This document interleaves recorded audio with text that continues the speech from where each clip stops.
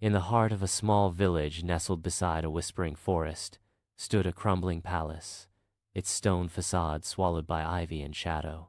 Locals called it the Haunted Palace, a place whispered about in hushed tones, a place where, legend had it, no one who entered ever returned.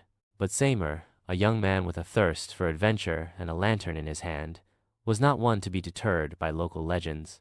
Ignoring the villagers' fearful warnings, he ventured into the palace one starless night.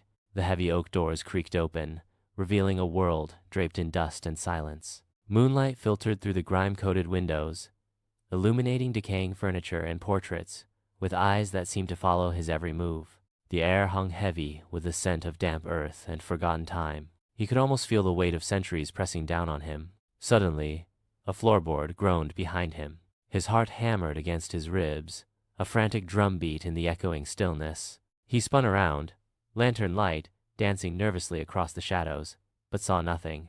Taking a deep breath, he pressed on, his footsteps echoing in the vast emptiness. Deeper into the palace he went, until he found himself in a long, dimly lit corridor.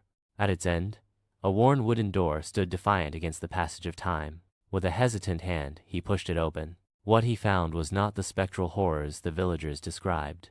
Instead, he found an old man, his face etched with the wisdom of countless years, sitting by a small fire.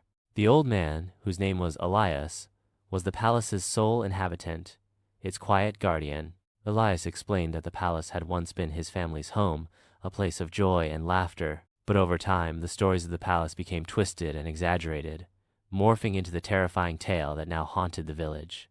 He had chosen to remain in the palace, a silent witness to the changing tides of fear and misconception. Seymour listened intently, the lantern light reflecting in Elias's kind eyes. He realized that the Haunted Palace wasn't a place of evil, but a place of forgotten stories, misunderstood history. He spent the rest of the night listening to Elias's tales, stories of family, of joy and sorrow, stories that painted a completely different picture of the palace.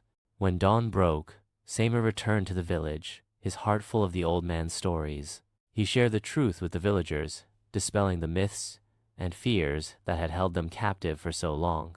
The Haunted Palace was no longer a symbol of terror, but a monument to a family's history, a testament to the power of stories, both true and false. The villagers, now understanding the truth, began to visit the palace, not in fear, but with curiosity and respect, eager to learn the real story behind its weathered walls.